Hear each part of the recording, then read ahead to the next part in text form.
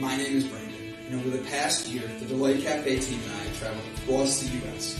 researching this rapidly growing industry of CBD products. What we have found throughout the industry were products that were inconsistent in dosage and used ingredients that weren't even lab tested. Products with chalky textures, bitter aftertaste, and worst of all, confusion among the CBD consumers.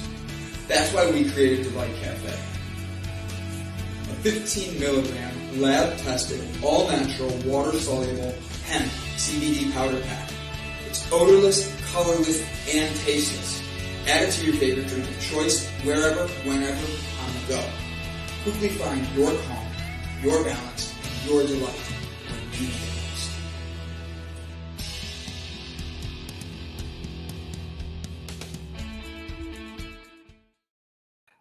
Good evening, ladies and gentlemen. Thank you for joining us. My name is Brandon Croucher, CEO of Delight Cafe, and I actually have the honor of this episode of The H, an honest conversation about health, hemp, and happiness.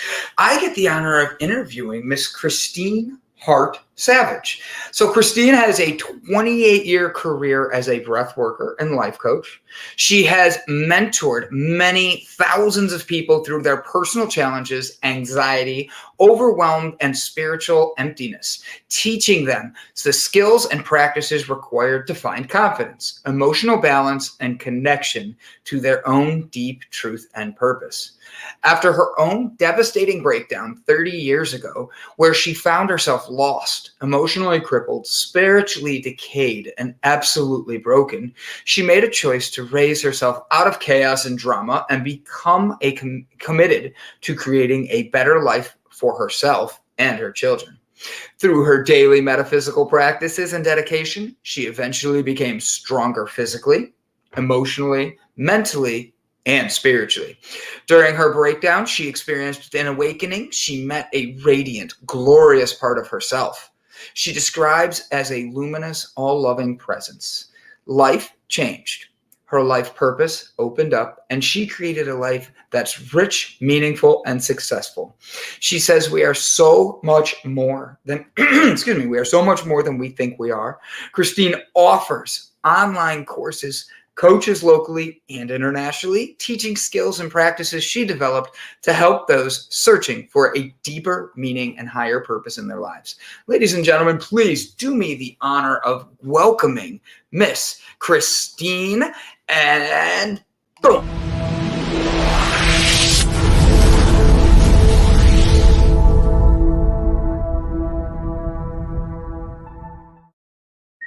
And hello, Christine. How are you today? Hello, Brandon. I am wonderful.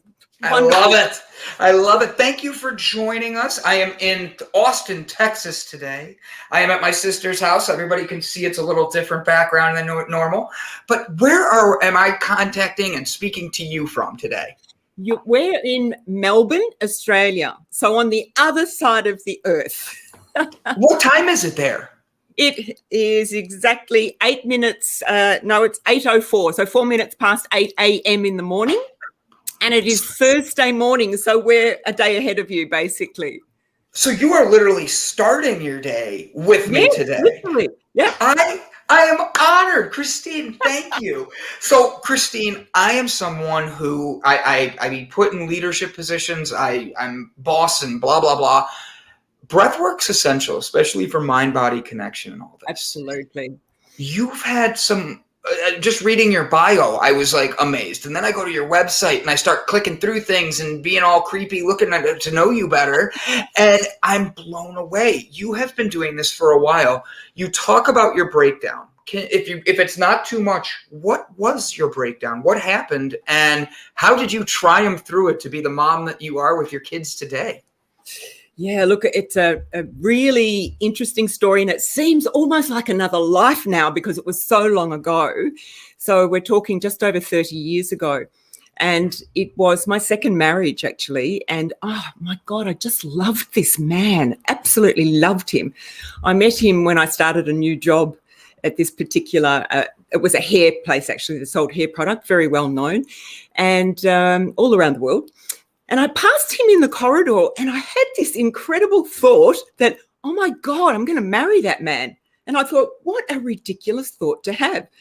So anyway, 12 months went past, and then we had a conference, a national conference, and I saw him there and we got on well, and still didn't hear from him again for 12 months. And it was the following conference that we sort of got together, and he asked me to marry him at that conference. And I thought, oh my God, we live in different states, which we did, of the country, and it was impossible. And I was a single mother. And anyway, we ended up getting married. And we moved to another state altogether in Australia, and with my children, and it was hell. That marriage was absolute hell. It only lasted 3 years, and it turned out he was extremely addictive and quite abusive in lots of ways. But the thing that really, and by the way, then after 3 years, we moved back to Melbourne, which is my hometown in Australia. And the marriage fell apart. But the thing that was interesting was the way it was done, this abuse. And a lot of the times women do not, it's usually women, it's not always, I must say, but we don't know what's happening. You become eroded inside. So you don't know what is real anymore, Brandon. Yeah. It was incredible. And I just realized I've lost my mind. I've lost myself completely. And I didn't know what was real anymore, because he would say things like, I didn't do that. The thing that I had just watched him do, he'd say, oh, I didn't do that. You're mad. And your best friend, she says this about you. And, all that time, it was just went on and on and on for years, for those 3 years. And in the end, I didn't know what was real and what wasn't. Right. And I would pick up in the end, I'd pick up a cup and I'd say, okay, I'm holding a cup. That is real. I'm putting the cup down on the table. That is real. So it got to that point where I knew I was in real strife. Yeah. And one of my kids had gone off on a tangent and gone into drugs. So she was very lost in drugs at that point, young teenager.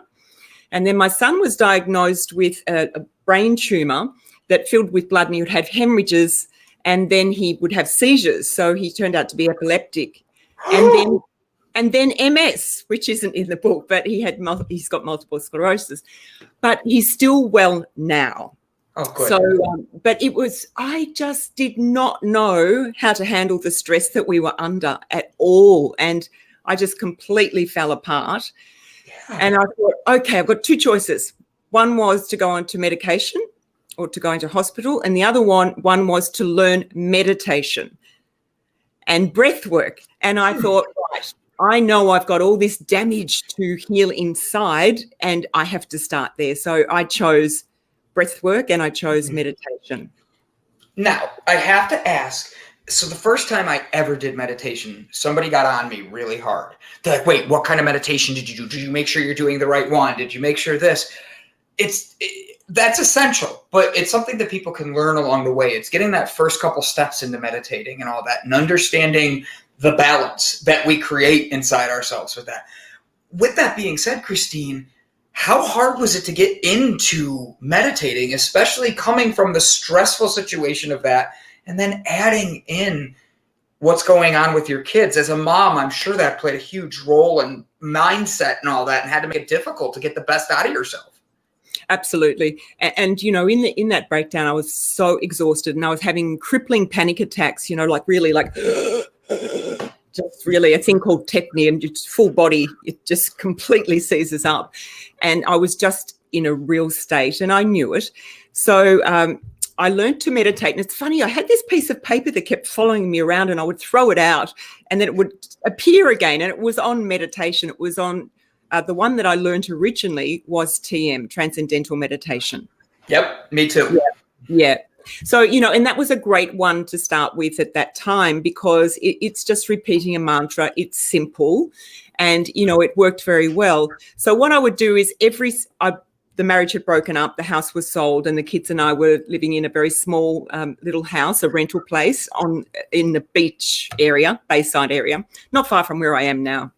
So every morning I would get up at 6 o'clock and I'd go for a walk, and I'd come back and I'd sit and I'd do my meditation. Then I'd get the kids off to school, and then I would go back to bed, and I would just lay there and rest for hours and hours. And then I would get up again and I would meditate again. And then I would rest again until the kids came home. And so I did that. I took 7 months out. I had to leave my job because I was non-functional. I took 7 months, and that's all I did every day was to meditate and look after my son. My daughter actually went to live with her auntie for 6 months, but she was really pretty bad at that point and doing her drugs. And that gave my son and I a bit more space without all the drug happenings going on. Yeah. And then he came back again and it started again. So it was a very, very stressful time. But the meditation, Brandon, oh, my God, I'd sit there. So you're sitting nice and still, so to speak. But inside me was not still at all. I had this little towel over my lap. I tried to sit down with you. That didn't work. I disappeared. Sorry. Into the darkness. I'm like, where did I go? Sorry about that. Go ahead, Christine. I went to the dark side. Uh-oh. Bring in the light. Right. That's why we have you here today. Yeah, so I used to sit there on my little cushion that I bought, and I put a towel over my lap, and I had a bowl, just a large bowl, because the whole time I was dry reaching. I felt so ill. I had pain in my body, and I felt I could hear screaming, and I didn't know whether I was screaming aloud or in my mind, and I thought I'm really in trouble here. Yeah. So I just kept meditating twice a day, every day, just really doing my practices, making sure I got up and did a walk in the morning, and that's what I stuck to. So even within 12 months, I was in a very different place. I could literally feel the stress dripping out of me and off me. Which is essential. During all of that, your mindset, you have your daughter, you have your son, you went through a divorce and all that stuff. And then you're home. And I want to be clear on this. Because mental health is a big thing we talk about here. When you were home and you were, as you said, you couldn't do anything. You were broken like that. You were stuck in a sense. I've been there. God, does it suck? Because every day in your head, you are telling yourself, get up. You have to do more. Did you have anybody in your life that became almost like a mentor to you to help get you out of bed? No, I didn't. I mean, I've got some good friends, but they lived in a different area. And it was to the point where I didn't have the energy to even listen to anything. That point where you're just so raw. So raw. And I don't think I could have coped with anything else. So I was just very disciplined within myself because I knew I didn't have a choice. I knew if I didn't get to that point where I was healing and finally moving through this, that I wasn't going to make it. And who was going to look after my kids? Wow. And okay, so it's Wednesday. We have on our morning stuff that we do. We focus on women on Wednesdays. It's Women Wednesdays.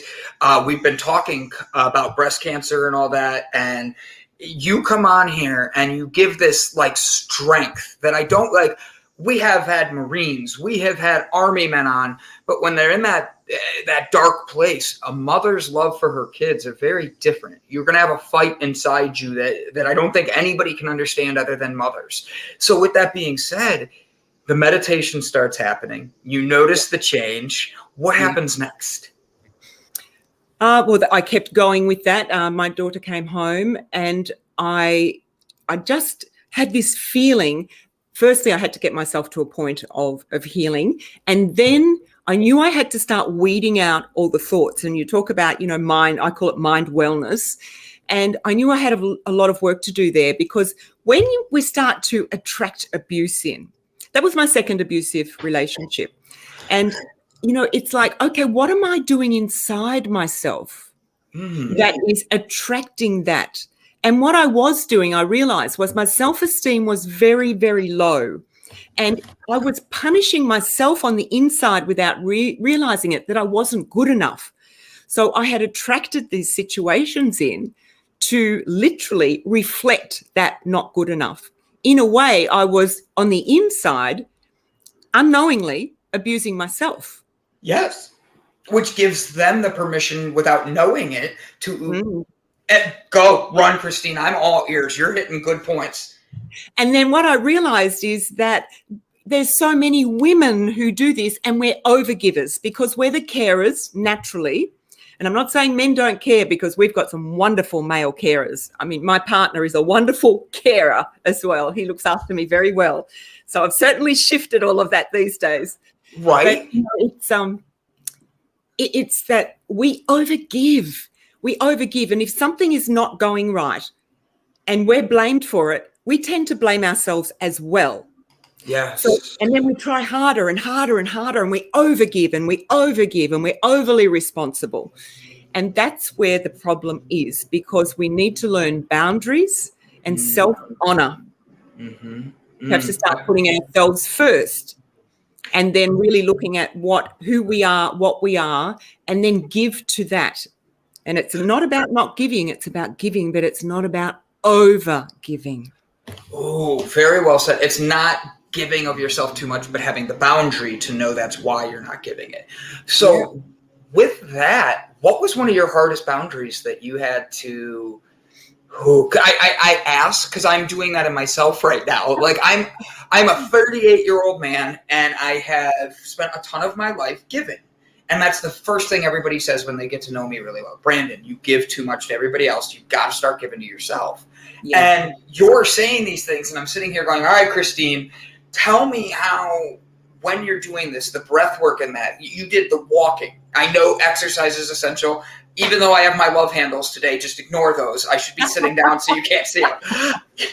But with that being said, how do I be able to start breaking through like you did, pushing myself to that next level as a man, wanting to be better for the world and an example, but B, being someone who is tired of beating themselves up and not having confidence, just like you said you had. Yeah. I think, working with that mindset is really important, but it's not just that. It's about shifting your vibrational energy, like your life force, the energy that you live with day to day, that is very grounded in your body, that you use to think and to act. So breath work, when I started breathing, breath work is fantastic. When I started breathing, I mean, we're always breathing. You had the first 30 years of your life no breathing, and then all of a sudden no breathing. And you know what? It's quite funny because, funny and not funny, because when you suffer from things like low self-esteem or anxiety or stress, high-level stress, the breathing shuts down. And we're breathing very, very poorly. And what I realized when I started to learn to breathe is I have never, ever known what a terrible breather I used to be. I just didn't realize. I'd never given my breathing a thought. So breathing is very much in one of the courses that I run. And it teaches you how to breathe moment to moment, day to day through your life. And there's different sorts of breathing. And the other breathing is what I call breath work or breath work therapy, and which I do in groups and one-on-one. And that takes you much more deeply into the cells of your body. Or I could say it this way, it takes you from your conscious mind into your unconscious mind, and then beyond, once that integrates, into your higher mind. Now, as we do that, we're literally raising our consciousness or raising the level of who we are so we can be a greater self, which is what we're talking about here, becoming your greater self. But what's in the way of that is pollution basically is in the way of it. Stress and anxiety is a cloudy, mucky substance that actually literally clogs up the cells of your body. And it has an awareness to it, or a lack of awareness is happening. So it's pulling you away from your true self. There's a separation that starts to happen between the real you and the you that you've become through life's events and your thinking about yourself and the way you feel, that emotional charge that we have on things. So breath work starts to clear that pollution out of the body. Literally. When I say the body, that cellular pollution, it has thought processes attached to it. It has feelings and emotions attached to it. It has any energy that's actually become solidified. So it's not usable for you in your life anymore. So we unravel that so that it becomes usable energy. and you're lifting your vibration. You're becoming more of your true self, becoming more on your purpose. And obviously your part of your purpose, Brandon, is doing these interviews and putting this to the world, because it's so important what you're doing. So thank you for that. Christine, I know this is part of your classes, without giving away your secrets, could you teach us a little bit about breathing? And give me one little trick when I'm interviewing someone and they're just irritating me and I have to fake being nuts. Yep. How can I breathe through that and change the energy of the room? Yeah, well, you really can. That's a really great question, in fact. So the way you would handle that is whenever, like I'm speaking at the moment, so you could be breathing through your nose. So we would use the nose for this, nose only, no mouth breathing with this particular question. So you'd be breathing in through the nose and then out through the nose, gently. And you just keep expanding that breath. If you're not used to breathing, though, you could actually get a little bit dizzy because there's more oxygen going into your body than you're used to. So don't pass out. If I all of a sudden fall down, there's a bed right here. Don't worry, I won't hit my head. But you really do get used to breathing. You get used to breathing. The more you consciously breathe, the more the breathing teaches you what good breathing is as well. But we need the basics. So a lot of people are major chest breathers, so we tend to breathe in the chest. And where we want to breathe is into the diaphragm, firstly. Okay. So that's really important. So if someone is, going through a pretty tough time, which most people are on the planet at the moment, it's really important to actually just focus on your breathing, even if you just put awareness on it and just start to gently expand it. Just extend your breath. Drop your shoulders. That's it. And the breath needs to be gentle and soft and relaxed, because what we tend to do is to tense up and breathe into the chest. So what we want to do is to be breathing into the diaphragm, because that's the major muscle that we work with that opens the lungs up to take in more air. And you know that the lungs can sort of become more rigid, and the more we practice breathing, they'll become more flexible and start to open up. And then we take a lot better quality breath into the body. And also, when you find yourself in a really difficult situation, you can use your breath as an anchor to actually change your internal state. And I think that's a lot to do with the question you just asked, Brandon. Yeah. So even just that, when you're a good breather, when you learn to breathe correctly, you can change your internal state, even if you can't change the external one right away. So you can become very, very balanced and calm. Your internal environment, you have control over all the time, even though we don't realize it. So I don't want to be too personal, but I want to ask, is this how you were able to help yourself after going through your divorce and a toxic relationships, and that you had to calm yourself first? And that was, am I wrong? Am I misinterpreting that? Yeah, no, that's right. I did that through meditation, basically, firstly. I didn't even know about breathing right then. So it was about, I'm going back now, maybe 18 months or 2 years that I learned about breathing. So meditation for me was first, and then I learned about breathing. Now, the breathing that I learned back then originally was breath work. So that is a different type of breathing than I'm doing right now. And that is done through, it's a dynamic sort of breath, and it's done through the mouth. And I do not suggest people do that unless they are with a trained breath worker, because it has a totally different effect, and it will bring up some of the pollution and emotional muck that is inside you. And you don't want that right in the moment. You need to be in a nice, safe, controlled environment. Where even online you can do it, as long as it's nice and safe for people. Okay. I was going to ask, could you do that? Let's say not on air, where I pass out or my emotions start coming out and I start crying in front of the audience. I don't want to do that right this second. I will, but not right this second. But with that, you're saying it's about being able to break up that deep down emotions. It's almost like a hurricane going through and cleaning out and moving everything. And then we are the ones that are functioning by breathing it back through and getting the leveling back out. Does that sound somewhat correct? Yes, it is like that. And literally, when you're doing the deeper breath work, the mouth breathing, basically, deeper breath work, what happens is you're breathing in oxygen, as we always are, but we're also breathing in energy or life force. So, and we know, even science knows that now. So we're really getting up there, which is great. So we're breathing energy mixed with that oxygen. And you can learn to breathe energy, a lot more energy than oxygen too, which is another area that takes us much more into that higher self, deeper self, inner intelligence, whatever you'd like to call that.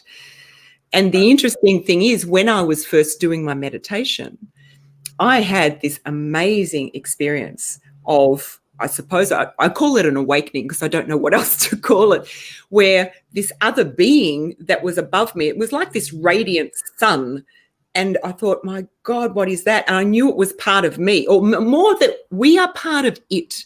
Yeah. There's incredible intelligence there that is feeding us life.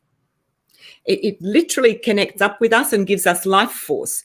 That's why, if we're getting, let's put it this way, if we're getting older and older and a person is about to die or to leave their body, the energy is removing out of that body. So eventually the body can't be animated. It can't be alive like we know it because the energy has pulled out of it. Now, whilst we're in the body and we are really alive and well, we can become more well because we can learn to draw that energy from that higher part of us into the body really consciously and then start to use it and direct it for creating the life that we want and also to be the person that we're choosing to be in life. I want to ask a question, but I'm afraid it's going to sound weird. But you know what? So what you're telling me, I usually love weird, but I want to make sure it makes sense for me. So, because if it makes sense to me, we'll make it make sense for anybody else that might be confused. Because I need everything written out in crayon. Me too. Good. That makes us better people. But like breathing in that energy, I'm going to be blunt here. I could see some of my men that follow me being like, yeah, breathing in a powerful energy bullshit. And I'm not being weird, but that's the male mindset. That's the male. Absolutely. How can I, as a male, want to be an example of showing what that is? How would I be able to tap into my energy or the energy to fill, especially doing what I do to be out here like this? Because that would show men tapping into it. Like, how can I do that? Because you're teaching me things, and I'm in awe right now, Christine, and you have an amazing story. Thank you. Look, it's energy's all around us. It's life force. We're surrounded by it. So most of the men that I do see, when we were open clinically, which we're all in lockdown here, and of course we haven't seen people for a long time, like face to face. So I do a lot of it online now, which works well. But when I was seeing, I'll talk about it clinically, people would come in, and usually businessmen or people that run their own business, male and female, they can be a lot more masculine in their energy, and particularly women that run businesses, because they have to be very strong to do that. It's a male energy that we're using to do that. So when they come in here, I speak to them about all of these things, and I speak it in a nice, grounded, practical way. But we all know that we breathe. We all know that we breathe in oxygen and we breathe in energy. So when I lay them down and they start to do the deeper breathwork session, they start to have an experience. See, I don't need to really convince them. I just explain about what stress is in the body, what anxiety is, talk about mindset, explain what happens inside the body with the buildup of stress. I draw very, very bad pictures that are kindergartenish. That's why we have the crayons ready at all times. And so once they start to breathe, and I support them through that session for an hour, they'd be breathing, and they have an experience, and they come out and they're feeling so much better once it integrates. And they say, oh my God, oh wow, what was that? Then they've had that experience, so they know it's real and true. So they've felt life force in a much more powerful way, their own energy running through their body. You can feel it going through your body, literally. So it's a very strong, powerful energy or force that we live in, but it's also very beautiful and very gentle as well, even though it's dynamic. And it's that does the healing and the lifting of the cells of the body and makes people a better person, but not a different person. It's the real person that they are underneath, that they always know. Everyone knows there's another part of them that is bigger and more delicious, and we're just tapping into that. I love that. It's like, have you ever heard the definition of a pineapple? What is a pineapple? Why is it? Are you you want to be a pineapple when you get older? You know why? Yeah. The outside is hair on a pineapple. Oh, see, I like where your head's at. So the outside is I'm trying to get the light where it's not making me dark. The outside's all protective and has like the points, right?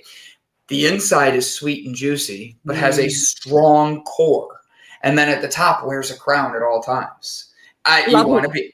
I love it. Brandon, I've got to. Can I actually borrow that from you? You can have it. Have it. It is yours to use. I like to help people, and my thing is, there's so many things people don't know that, like a palm tree. Let's use a palm tree as another one really quick. Mm-hmm. Do you know why the palm tree is one that they use as an example, especially back in religious times, as why you need to be as strong as a tree? It's because in the area they were in, those can bend, but they never break. They could literally bend to touch the ground and then bounce back up. And the reason that is their roots are so deep that the wind of the earth can't knock the palm tree over. So these are like little things that I've taken from my life of just people teaching me random crap, being like, he's a funny guy. And I'm like, awesome. But like what you're teaching us is being able to tap into ourselves, tap into that being that's in you, that I'm going to have some fun with this, that inner voice that is there. So absolutely. What happens to the people that tell their inner voice to go away? Like negative energy keeps coming to them if they don't take that time, correct? Yeah. So I'm going to ask a very personal question. You can tell me to go F myself, but hey, did you notice a change with your family, with your friends, when you started doing the breath work and really building into Christine and tapping that energy in? Yeah. Yes, I did. Well, it was funny. When I first learned transcendental meditation, my parents at that stage thought I had joined a sect, and they were like really freaking out and putting a lot of pressure on me. But I knew it was the way forward. So, and I was so dedicated. So they are absolutely fine with that now. They're absolutely. That was a long time ago. So the funny thing is, they actually came and did a breathwork group with me, with people in the room, which was they've only did the one, but they said, "Oh my goodness, if I hadn't have seen it or experienced, I would never have believed it." So, how often do you hear that? How often do you hear that though? Because like I love okay, so end of this, I'm gonna send my mom your email and be like, Mom, I'd really appreciate if you talked to Christine and talked about maybe just doing one breathwork thing. She's brand new into meditation, but I'm her son. So when I talk about it, it's like, you know what I mean? Like he's just doing his thing. He's special. That's a good boy. One of those. And I get it. I'm the kid, but she sees a difference and my dad sees the difference and they have questions, but like I said, I'm the son. When I come up and I'm like, oh, this is what I just learned. They don't care. It's me being their son still. I want to be able for people to see that difference in themselves. Yes. So the meditation was such a huge thing. Like you said, if I wasn't here, I wouldn't have believed it. You have to hear that all the time. Yeah. What do you tell people who maybe are like, oh, that's not something I'd be a part of. I've heard crazy things. How do you entice people to want to come take a class? Yeah, look, it's interesting. When I was first experiencing all of these things, there was a change in friendships and that too sometimes, because you do change, and then there's those that go with you and expand with you, and those that fall away. But it's I used to want it so badly for everybody. There's something else here, and I wanted everyone to know about it. And if people go, no, they resist. And it's what you're talking about there. So in the end, after a long time I just fell away that I really didn't need to save the world anymore. I didn't feel the need that I had to really want everyone to do it. And as I did, people then, it created a space for the ones that do want to know about it to step in more without me sort of saying, come and have it. People back off when we're too forceful or too excited about something. So when you give them space and you maybe talk about it, what it's done for you, and then you leave that space, when the timing's right, that person may come back in, or a lot of them do come back in and ask you some questions then, and then you can guide or share more deeply with them. If you had people that like you felt compelled to actually keep working with them, even if they like rejected you, you're like, no, I the universe is telling me, I can tell I need to keep working with you. Have you had anything like that? Yes, I have. And not so much these days, but years ago, yes.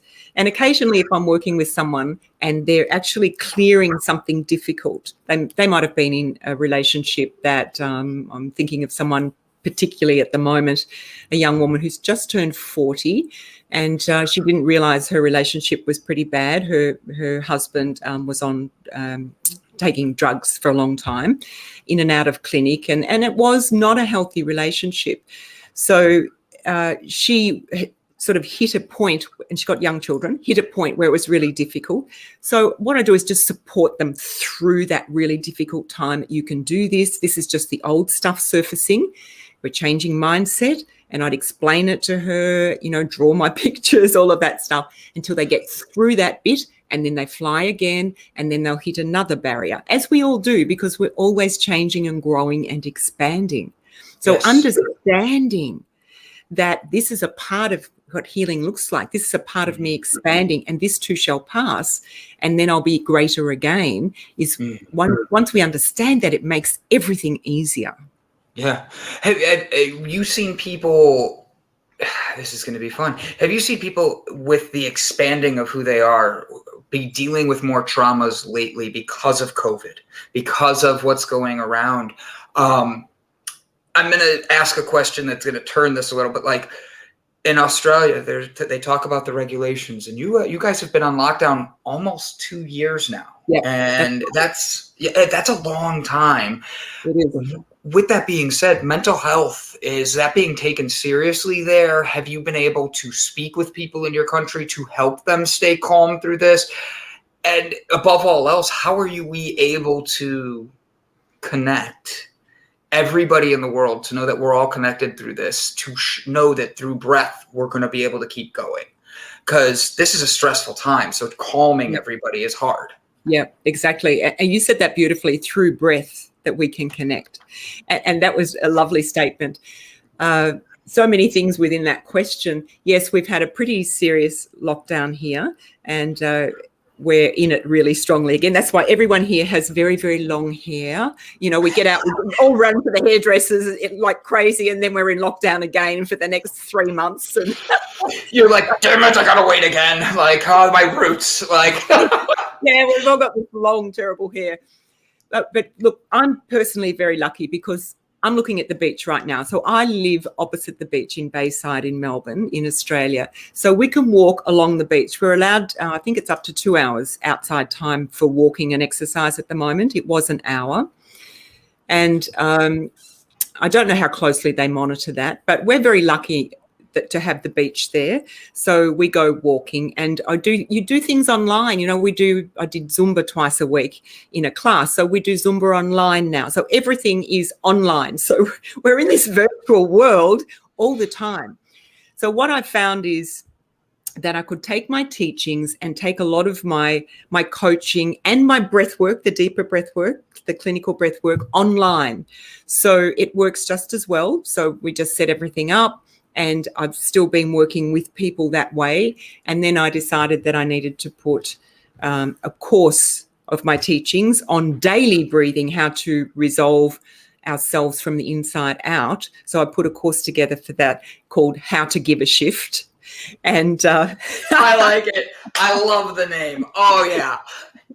So I've had 11 people go through that course. I just wanted to make sure the online world like that was foreign to me. So I've had to have some help with all the connecting and all of that stuff, but it's had good results. So it's as good as teaching it in person, which I've done that for 30 years. So that I'm launching in October, and I will take people through that. So I'm doing my part in educating people in a certain way, and then they've got the tools and they can practice and become skilled at it to actually take that into their lives during this difficult time, or any time that presents in the future that may be difficult as well, because these skills you can use from now right through to your whole life living on it.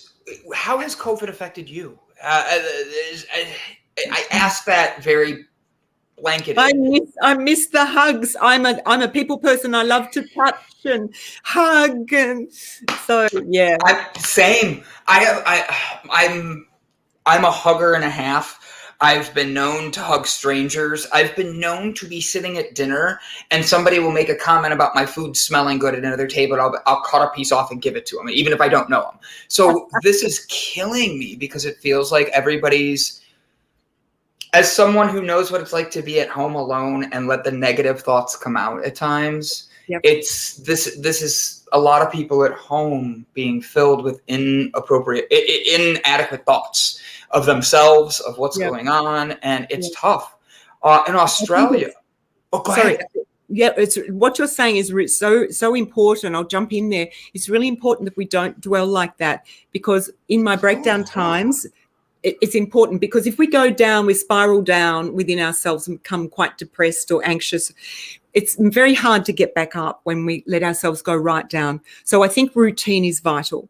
So we've got to get up at, it doesn't matter if it's 6 o'clock or it's 8 o'clock or it's 9 o'clock. Get up every morning at a certain time and then do something. Go outside, do something for yourself, and don't let yourself spiral down too far. If you feel like you're having a flat day, or if you're going down, go and do something at that point so you don't get any further down. We have to actually take control of that. So that is something mentally that we must do to support ourselves. Mm-hmm. Yeah, I feel very strongly about that. No, I'm glad you caught that, because I wasn't even realizing. I actually was explaining it, and it's taking it in a spiral down. And that's a phenomenal way to be able to do that. So how you heard it, and I didn't even catch it until you said something. And I want to make sure that we are able to catch ourselves. What did I say that was the word that right off the bat, Christine's like, freeze, Brandon, I got you, mother app. What did you say? About our thinking and it being negative, and I took it that it's becoming more and more negative if we don't catch it. And then every day that expands, the negativity expands, and we become more dark within ourselves, more flat, more depressed. So we have to catch that stuff. And I'm not going to say it's easy. It's simple stuff, but it's not easy because we're conditioned and we don't realize we're doing it. We're not aware of what our mind is doing and what our feelings are doing, but we need to become aware of those things and start making different choices in the way we think, even if it feels like it's false. Look, I really do feel like that. Well, yes, you do. How about, okay, I'm feeling a bit flat today, but I'm going to choose to have a bit more of a positive outlook, a bit more of a different type of thought. We can't go from here to here, but we can say, okay, and every day I'm getting a little bit better. What was that old saying? Every day in every way, I get better and better. Yes. It's like just giving that, it's like a verb, it's not the noun. I'm depressed. It's okay, I'm feeling a bit flat today, but now I'm going to use different thinking, even if it doesn't feel real to me, and I'm going to grow into that a little bit more because I feel better when I think like that, so I'm going to choose it. I love it. I love that. With your kids, seeing you make these big changes, have your kids adapted into meditation as well and the breath work? Yes, my daughter did a lot of, she was the one who was on drugs for 15 years, actually. She's a single mum, and she's done quite a bit of breath work, and she does her own forms of meditation, and she's quite open. She's quite spiritual. And my son, he's very grounded and practical, but I had him taught. My daughter didn't want to learn back then, but I had my son taught meditation when he was 10. So he meditates off and on. And last year he finally had a very, very huge brain surgery and had the tumor out. And he could have, we were a bit worried about how he would come out of that, what faculties he was going to lose, because they did quite a few. And he's been one of the very lucky ones, and he's really good. He's really good. So he feels like he's got a whole new life. So, these experiences that we go through, we've got an opportunity to really become more, gain the wisdom from them. Lose the pain. We can process the pain through so that it's not as charged.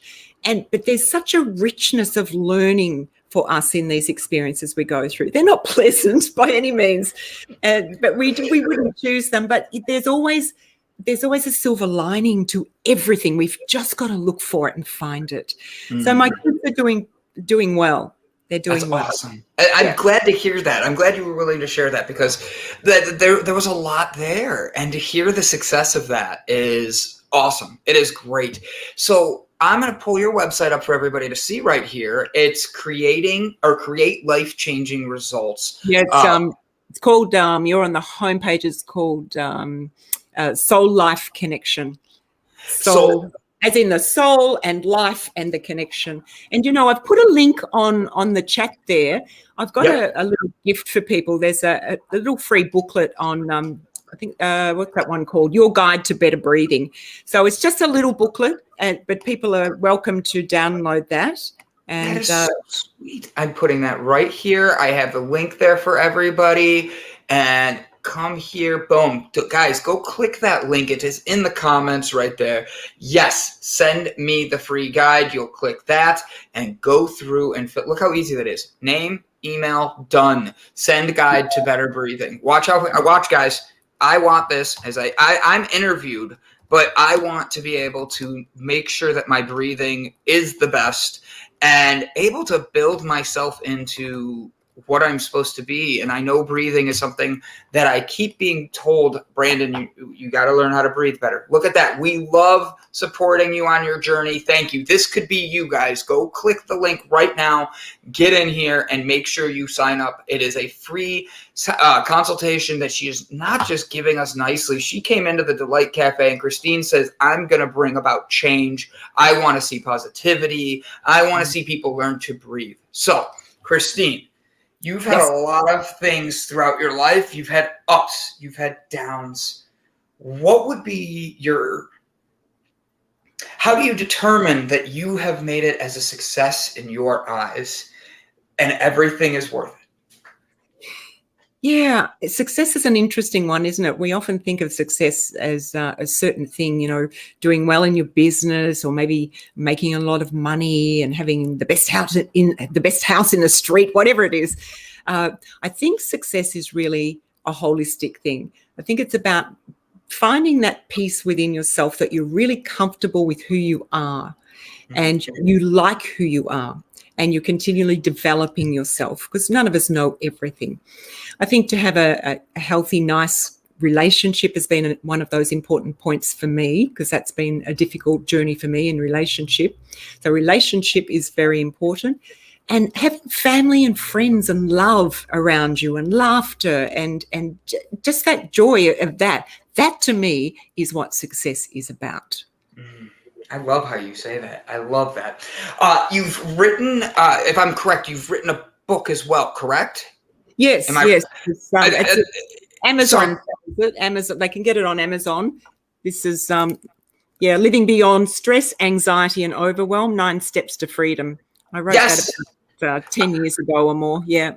Now, are you planning on writing any other books? Yes, I'd love to write one on cellular healing and what lives in the cells. There's such a surprise. There's such an intelligence inside us that I work with, and I just think we all need to know this. Can you give me a little bit of that? I'm curious about my cells and what. There's a secret in there. It's like You know, I wrote this article, I think it's on my website somewhere, and part of it is on the light inside us.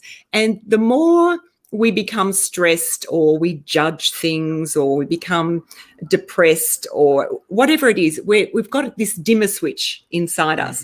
And it's like we're turning the light down all the time. And we're becoming more polluted inside, and therefore we feel more separated from our true self and from others. We feel separated from life, and we don't do well with that. We feel good when we're all aligned. And, you know, between whatever you want to call that higher power, so I call it the soul, so your soul, mental, emotional, physical body. Then when that's in alignment, like breathwork brings you into alignment, then you feel good and life's juicy. It's much nicer. Now I've forgotten your question. The cells inside of us. You said there's a secret to it, but yes. But I don't know if you were going to give me that secret, so I don't want to give you too much if I can get that out. Well, it's true. Like there's this intelligence. It's light, literally, life force and light, literal light. Some people say, well, I'm suddenly getting this light coming in. What's this light? And it will happen for everyone if we really do practice. It's incredible. So what's happening there, that dimmer switch, when we're doing our practices, it starts to go the other way and turn on the light again and shine more brightly. So life becomes brighter. And one of the sayings that I always used to use for my business years ago is a flickering light to a blazing flame. And I feel like that's been my life, from a flickering light, like nearly out, to a blazing flame. And I do believe that we all have this within us. In fact, I would say I know we do. And I've watched others, you know, thousands and thousands and thousands of my clients just bloom and tap into that and become these really great people. It doesn't mean we don't have challenges. We do, but we handle them differently. We understand them differently, and we work through them differently. I think that is phenomenally said. So I have to be honest, you are a wealth of knowledge. You have this vibrant personality that, like, you came on and right away you and I in the back were smiling and laughing. And I felt your energy in such good ways. With that being said, how do you look at the future and say, I need to keep doing what I'm doing? It's a weird question, but it's something that a lot of us don't realize. We're making changes in the future. We're influencing change in positive directions. What keeps you going? And then I only have one question after that. It'll be the last question, and you get to go relax and start your Thursday. I want people to find what I found. There's so many people suffering, and I know what suffering is. You know what suffering is. And a lot of our listeners, our watchers, our viewers know what suffering is. And there is a way through it. You know, don't give up hope, because if we've got hope, if we just hang on to hope, there's always help. No? So if you just have that hope and you really, like, I used to yearn to know more, what is this? What's it about? Why am I here? You know, what's going on? What is it all about? And that yearning eventually things open up. People come into our lives. A book drops in our lap. Something happens that takes us on to the next step. So I feel like a lot of my friends are starting to retire and do it. And I think I can't. I never will, because I feel like it's my legacy to life. And as you say, there's so many people around the planet. We're all giving our service, and everyone has a service. Everyone listening has a service. Whether it's to your family, your friends, to a larger community, to the world, it doesn't matter. You know, we have this service, so we all need to tap into why we're here and to be supporting each other in the best way we can. It doesn't have to be big. It can be the smallest things. It could be that you see someone coming down the street and they look sad, and you give them a great big smile and they smile back. You know, it can be simple, but it's done with awareness. I love how you said that. I say all the time that it's that little thing that you do. It could be holding a door for someone and not wanting the thank you. It's just being present and giving. Like, you're not giving too much. So, ready for this? This is the hardest thing of the day, and I think you basically just answered it. So I might have to change it. We always end with, how do you want to leave an impact? in the world? And you've answered that in many ways here. So I want to rephrase that for you in particular, okay? Yeah. So I want to know, you've talked about success, you've talked about breath work. When you come down to it and you see that light in people that you want people to have, tell us exactly why you're doing what you do to help people change the world. That's a weird question. I know it's a lot there. So I'm going to answer it this way. I'm a great believer that when we start to heal ourselves inside, we heal ourselves of any judgments, anger, frustration, all those negative feelings we have, which breathing can do. It unlocks that type of thing. And then it works with our mind too, so that we start to, breathing brings us into a new awareness. We start to catch those negative thoughts, then we start to be able to change them. So as we heal ourselves and take responsibility for ourselves, if every person on the planet did that, we would have a new world. So it's not about trying to fix things outside of ourselves so much. It's about trying to be the best we can, and then that will reflect in the world. Very well said. Very well said. Christine, you have been nothing but a fountain of knowledge and wealth for us to grab. And from breathing to connecting deeper with each other, Christine, thank you for joining us at Delight Cafe today and being on the network that is about bringing change. Is there anything I want to make sure before I forget, because I don't want to forget, I want to bring it up one last time. Guys, do not forget to click the link. Get your free gift of being able to have a one session with Christine to be able to understand your breathing, connect with her, and be able to talk to someone in Australia, even if that's all you want to do. But the truth is, guys, get on there and be able to do that, because you're going to better yourself. You're going to light your light. You're going to be able to be sparked and go. Christine, thank you for today. What do you have planned for this Thursday? Are you doing anything fun and exhilarating in Australia? Are you going to go catch a dingo? Yeah, dingo. Haven't seen one of those for a long time. A kangaroo. A kangaroo. There we go. Yeah. A koala. I'm going to go for a lovely walk in the sun down at the beach to the baths, and I'm going to get a takeaway coffee. That's my addiction for the day. I love it. And come back and get into some work. Yes, online work. But Brandon, I want to say thank you so much for having me on your show. And I think you're doing such a wonderful job for the world here. It's really great. I really appreciate it. And I love the name of your show too. It's quite a delight. Thank you. It's meant to be where I think you phrased it and you had no idea, but you can't even see my shirt really. We need calm in every situation to stay balanced and end in a delight. That way you have CBD, calm, balanced delight. It brings out the best in ourselves. And that you brought such a calm today. I love it. And I am honored to call you now, not just my friend, but someone that I got to be able to do this show with. And I've already signed up to get my 15 minutes of work. So that way you could really, I'm going to make you be like, all right, Brandon, we're going to have a breakthrough just in these 15 minutes. That's what I'm going to go for. All right. Can we do that, Christine? Yeah, we can do that. I love it. The Corona bump. Yes, the hug. Yeah, the hug. I love it. Christine, you have been amazing. Guys, comment, share. And if you want to be able to find your best you, do not forget to go click this link. Check out Christine's website, Soul, S-O-U-L, Life, L-I-F-E, Connection, CONNECTION.com, Soul Life Connection. And here's the link for your free gift. Go click on it now. Christine, anything else before you go? You want to say hi, Mom, or anything? They do. That's it. It's like, hi, Mom. Christine, you were amazing. Bye, guys. Have a good one, Christine. Thank you again. Thank you. God bless. God bless.